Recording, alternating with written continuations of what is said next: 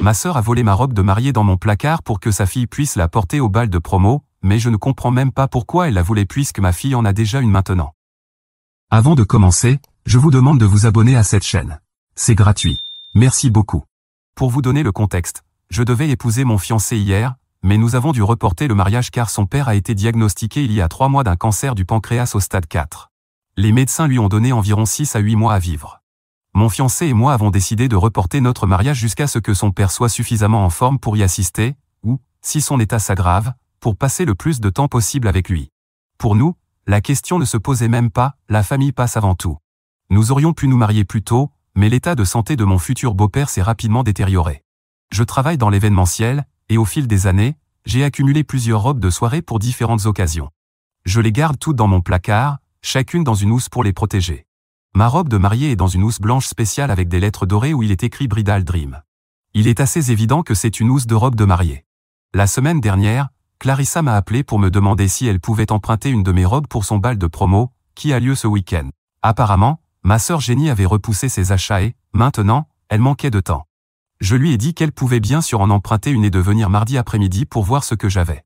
Mardi, Jenny et Clarissa sont arrivées pendant que j'étais en pleine conversation téléphonique importante avec un client. L'appel avait déjà duré 20 minutes de plus que prévu et je ne pouvais pas y mettre fin.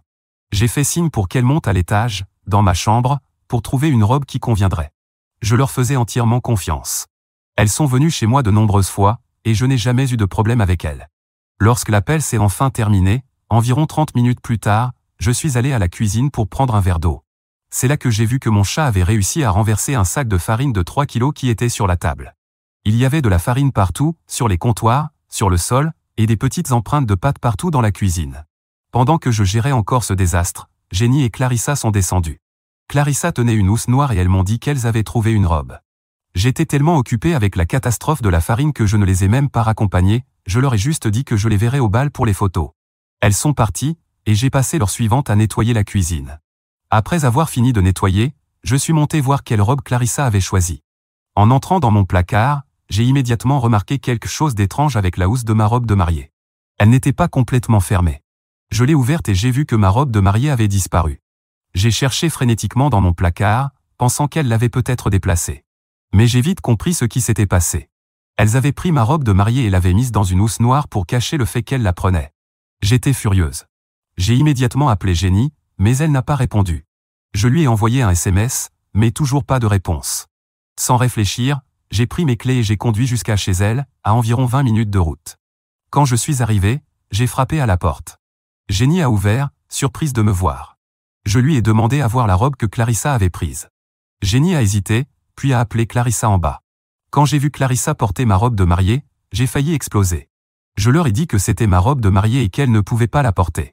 Au début, elles ont essayé de faire croire qu'elles ne savaient pas que c'était ma robe de mariée, mais c'était ridicule puisque Jenny était avec moi quand je l'ai achetée et lors des essayages.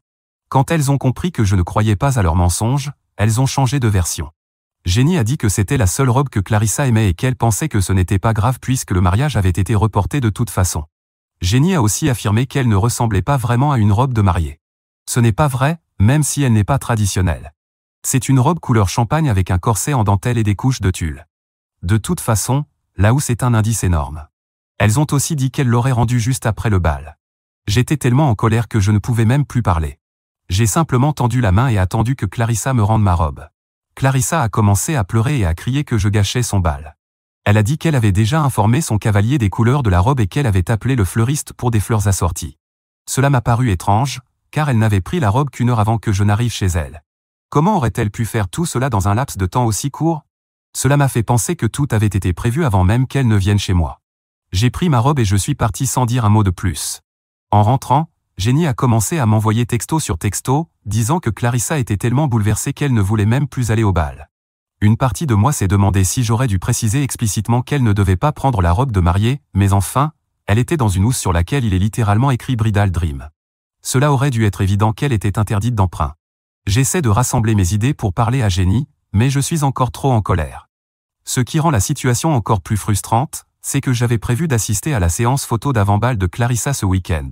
Maintenant, je réalise que si je ne m'étais pas rendu compte que la robe manquait avant ce moment-là, je me serais retrouvé dans la position embarrassante soit de créer une scène pendant la séance photo, soit de les laisser s'en tirer. J'ai envoyé un texto à toutes les deux en disant que je n'avais pas apprécié ce qu'elles avaient fait et qu'aucune d'elles n'était la bienvenue chez moi ni autorisée à emprunter quoi que ce soit tant qu'elles ne m'auraient pas présenté des excuses sincères. Puis j'ai appelé mon fiancé et je lui ai raconté ce qui s'était passé.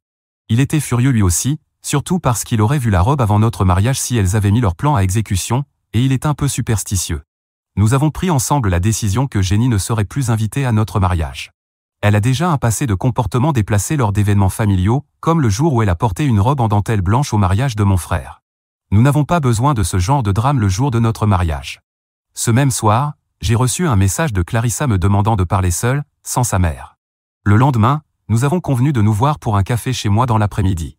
J'avais un mince espoir qu'elle veuille arranger les choses, mais j'étais aussi prête à rester ferme si c'était juste une nouvelle tentative pour emprunter une robe. Un petit contexte sur Jenny, elle a toujours été, selon moi, une personne avec un fort sentiment d'être due quelque chose. Elle est tombée enceinte de Clarissa après une aventure d'un soir à l'âge de 24 ans, et le père n'a jamais été impliqué. Elle a élevé Clarissa seule, enchaînant les petits amis qui ne restaient jamais longtemps. Jenny m'a déjà dit qu'elle avait l'impression que Clarissa lui avait volé sa jeunesse, ce qui est une chose horrible à dire à propos de son propre enfant. Jenny semble penser que le monde lui doit quelque chose parce qu'elle a eu une vie difficile. Je respecte la difficulté d'élever un enfant seul. Ce n'est pas facile, mais au fil des années, elle est devenue de plus en plus rancunière envers toute personne qui semble avoir la vie plus facile qu'elle, y compris moi. Quant à Clarissa, j'ai toujours essayé d'être là pour elle. Nous avons passé du temps ensemble, et j'ai essayé d'être quelqu'un à qui elle pouvait parler. Elle est généralement calme et polie avec moi, c'est pourquoi son éclat de colère à propos de la robe m'a autant surprise. J'ai décidé de ne pas la contacter la première, car je pensais qu'elle devait apprendre que ses actes ont des conséquences, et je n'allais pas la dorloter. Mais j'étais disposé à l'écouter lorsqu'elle a pris l'initiative de m'approcher. Nous allons donc nous rencontrer pour discuter, et je vous dirai comment cela se passe. Mise à jour 1. Cela fait 3 jours depuis l'incident de la robe. Clarissa est venue chez moi comme prévu et m'a ouvert les yeux. Elle est arrivée vers 13 h, déposée par une amie. Je ne savais pas à quoi m'attendre, comme je l'avais déjà mentionné. Par précaution, j'avais verrouillé la porte de ma chambre, où ma robe de mariée était désormais rangée en sécurité dans le placard.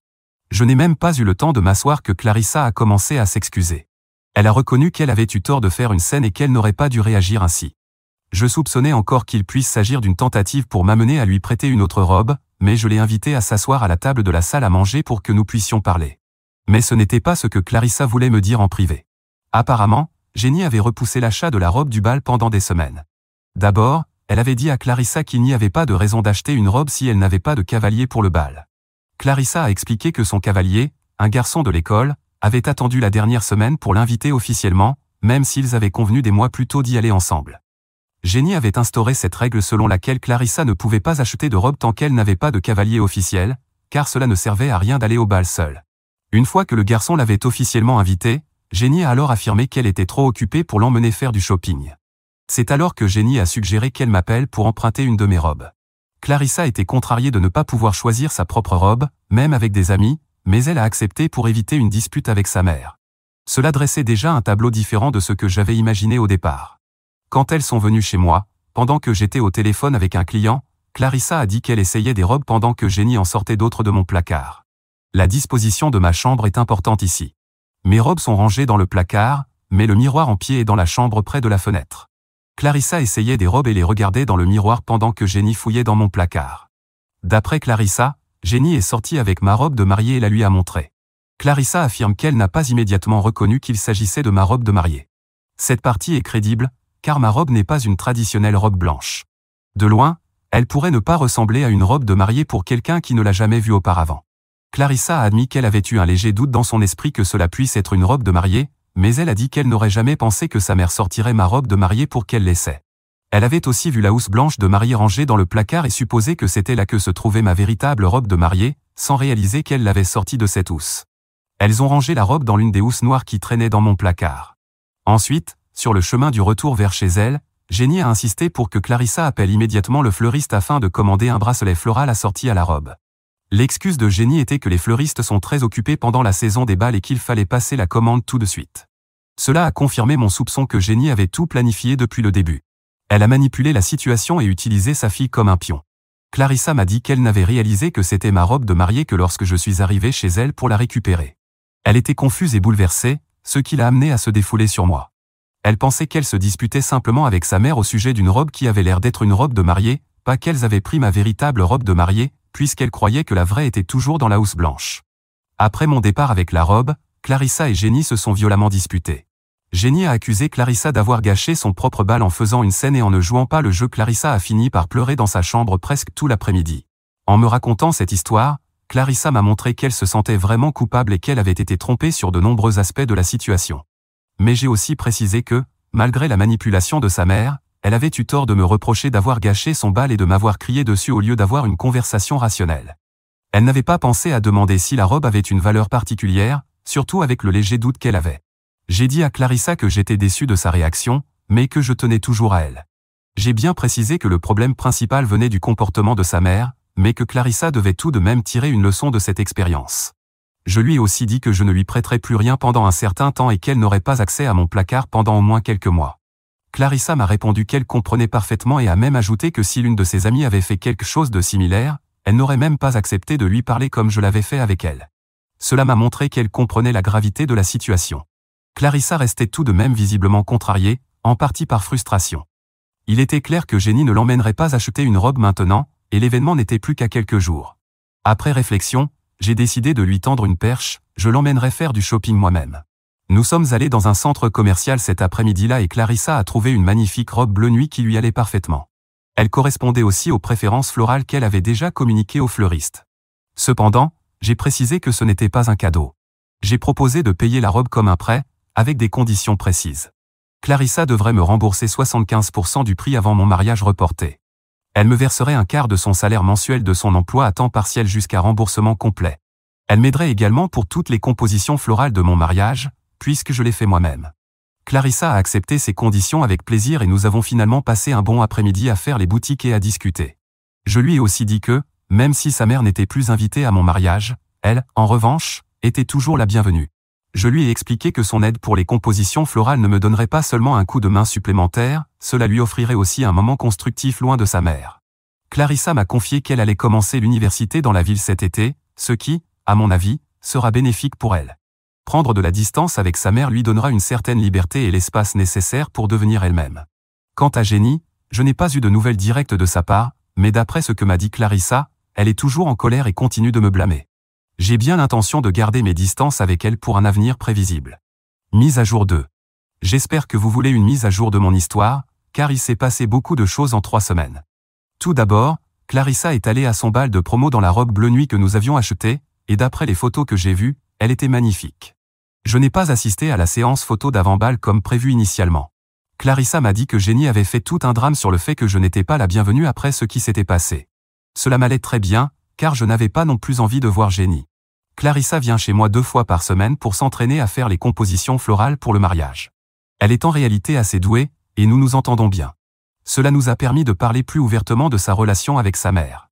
Selon Clarissa, Jenny a commencé à raconter aux membres de la famille une version complètement différente des faits. Elle dit que j'ai exagéré pour une simple robe et que j'essaie d'éloigner Clarissa d'elle. Elle raconte aussi que je suis jalouse de leur relation mère-fille et que c'est pour cela que je passe autant de temps avec Clarissa. Rien de tout cela n'est vrai. Bien sûr, j'ai fait attention à ne pas dire du mal de Jenny à Clarissa, malgré ce que je pense d'elle. Je me contente de l'écouter quand Clarissa veut parler et de lui donner des conseils quand elle m'en demande. La semaine dernière, les choses ont pris une tournure inattendue. Jenny s'est présentée chez moi à l'improviste alors que Clarissa était là pour travailler sur les compositions florales. Elle s'est mise à frapper fort à la porte, exigeant de parler à Clarissa. Quand j'ai ouvert, j'ai tout de suite vu que Jenny avait bu. Elle m'a poussé pour entrer dans la maison et a commencé à crier sur Clarissa, l'accusant de la trahir en passant du temps avec moi, disant qu'elle avait sacrifié tant de sa vie pour l'élever et que c'était ainsi qu'elle était récompensée. Je lui ai dit de partir, précisant qu'elle n'était pas la bienvenue chez moi, surtout en sentant l'alcool, tant qu'elle ne se serait pas excusée pour avoir pris ma robe de mariée. Cela l'a rendue encore plus furieuse. Elle a commencé à hurler que j'essayais de lui voler sa fille et que je devais toujours tout avoir parfait dans ma vie alors qu'elle luttait. Quand je suis resté calme et que je lui ai répété de partir, elle a renversé l'une des compositions florales sur lesquelles Clarissa et moi travaillions. À ce moment-là, je lui ai dit que si elle ne partait pas immédiatement, j'appellerais la police. Clarissa pleurait et suppliait sa mère d'arrêter. Jenny a fini par sortir en trombe, mais pas avant d'avoir prévenu Clarissa qu'il y aurait des conséquences quand elle rentrerait à la maison. J'étais inquiète pour la sécurité de Clarissa, alors je lui ai proposé de rester chez moi quelques jours. Elle a accepté, et nous sommes allés chez elle, à un moment où nous savions que Jenny serait au travail, pour récupérer quelques affaires. En arrivant, nous avons découvert que Jenny avait découpé la robe bleu nuit dans un accès de rage. Clarissa était dévastée, non seulement à cause de la robe, mais aussi en réalisant à quel point sa mère pouvait être vindicative. Elle avait déjà porté la robe, mais c'était une très belle pièce qu'elle aurait pu remettre pour mon mariage ou un autre événement. Elle a rassemblé ce dont elle avait besoin pour l'école et le travail, et nous sommes rentrés chez moi. Ce soir-là, après avoir discuté de la situation, nous avons convenu que Clarissa pourrait rester chez nous jusqu'à son installation dans sa résidence universitaire dans 6 semaines. L'état de santé du père Dayé s'est quelque peu amélioré grâce au nouveau traitement qu'il reçoit, donc nous restons prudemment optimistes. Nous avons reprogrammé notre mariage pour l'automne, en espérant qu'il sera suffisamment en forme pour y assister. J'ai appelé mes parents pour les informer de la situation avec Clarissa qui reste chez nous. Ma mère n'a pas été surprise par le comportement de Jenny. Ils savent déjà comment elle peut être, mais la famille a généralement ignoré ou excusé son attitude sous prétexte qu'elle est mère célibataire. Jenny envoie des SMS et appelle Clarissa sans arrêt, répétant les mêmes choses que lorsqu'elle est venue ici, ou lui demandant de revenir. Il est clair pour moi que Jenny a de sérieux problèmes à régler, mais elle ne semble pas prendre les bonnes mesures pour y remédier. Malgré tout ce drame, Clarissa continue de suivre ses cours, de travailler à temps partiel et de tenir son engagement d'aider aux compositions florales pour mon mariage. Elle m'envoie aussi de l'argent de ses salaires comme nous l'avions convenu pour la robe, même si Jenny l'a détruite. Je lui ai dit qu'elle n'avait plus besoin de me rembourser, mais elle insiste. Elle affirme que c'est une question de principe et de respect de sa parole. Je suis fier de la façon dont Clarissa gère tout cela, et j'espère que le comportement de sa mère ne la marquera pas trop. Mise à jour 3. Cela fait presque 2 mois depuis ma dernière mise à jour, et je voulais partager comment les choses se passent. Clarissa a emménagé dans sa résidence universitaire il y a 3 semaines, et la transition s'est bien passée pour elle. Je pense que ce changement lui a permis de souffler un peu après tout ce qui s'est passé ici. Elle vient toujours une fois par semaine pour travailler sur les préparatifs du mariage, et notre relation s'est renforcée grâce à tout cela. Jenny m'a finalement contacté directement il y a environ 1 mois. Elle voulait qu'on se retrouve autour d'un café pour mettre les choses à plat. J'ai accepté, espérant qu'elle était prête à s'excuser et à faire la paix. Malheureusement, ce n'est pas ce qui s'est passé. Lorsque nous nous sommes rencontrés, Jenny a passé les 20 premières minutes à m'expliquer pourquoi elle avait eu raison de prendre ma robe de mariée pour Clarissa. C'était un monologue préparé, justifiant pourquoi elle avait raison et pourquoi le monde entier avait tort. Selon elle, puisque le mariage avait été reporté indéfiniment, ce n'était pas un problème. Elle est même allée jusqu'à dire que si le mariage finissait par avoir lieu, il était possible que je prenne du poids et que la robe ne m'aille plus, donc qu'on pouvait supposer en toute sécurité que je n'en aurais plus besoin. C'était une énorme erreur de sa part. Nous avons désormais une date en octobre, la robe est toujours là, et je pourrai la porter. Je l'ai écoutée jusqu'au bout sans l'interrompre. Quand elle a fini, je lui ai simplement demandé si elle était venue pour s'excuser. Elle a eu l'air surprise et a dit qu'elle pensait que ce serait à moi de m'excuser pour avoir exagéré et pour avoir éloigné Clarissa d'elle. À ce moment-là, j'ai compris qu'il serait impossible de trouver un terrain d'entente. Je lui ai dit que j'étais déçu qu'après tout ce temps, elle ne puisse toujours pas reconnaître que prendre ma robe de mariée sans permission était mal. Entre autres, je lui ai expliqué que je n'avais pas éloigné Clarissa d'elle, Jenny l'avait fait elle-même dès que Clarissa avait vu le genre de mère qu'elle était. Quant au père Dayé, son état s'est considérablement amélioré grâce au nouveau traitement. Les médecins sont prudemment optimistes quant à sa capacité d'assister à notre mariage en octobre. Ayé et moi sommes ravis et avons repris les préparatifs avec enthousiasme. Clarissa a été d'une aide précieuse pour l'organisation du mariage. Elle a terminé tous les boutonnières et les fleurs, et nous travaillons maintenant sur les centres de table. Elle a vraiment un talent pour l'art floral, et je l'ai encouragée à envisager cette voie comme carrière possible. Elle a également payé plus de la moitié de ce qu'elle me devait pour la robe de remise de diplôme, même si je lui ai répété plusieurs fois que ce n'était pas nécessaire. Le reste de ma famille a eu des réactions mitigées face à tout cela. Mes parents soutiennent ma décision de prendre mes distances avec Jenny, mais ils essaient quand même de maintenir une relation avec elle. Mon frère, qui a lui-même subi le comportement inapproprié de Jenny lors de son propre mariage, est totalement de mon côté et a aussi limité ses contacts avec elle. Jenny continue de contacter Clarissa régulièrement, alternant entre reproches et excuses. Clarissa a fixé certaines limites à sa mère, ne prenant ses appels qu'une fois par semaine. C'est difficile pour elle, mais elle sait que le comportement de sa mère est toxique et qu'elle doit se protéger. Quant à moi, j'ai décidé d'écarter Jenny de ma vie pour l'avenir prévisible. Je ne l'inviterai pas à mon mariage ni à aucun autre événement important. Avec le recul, l'incident de la robe a fini par être le déclencheur de changements nécessaires dans la dynamique familiale.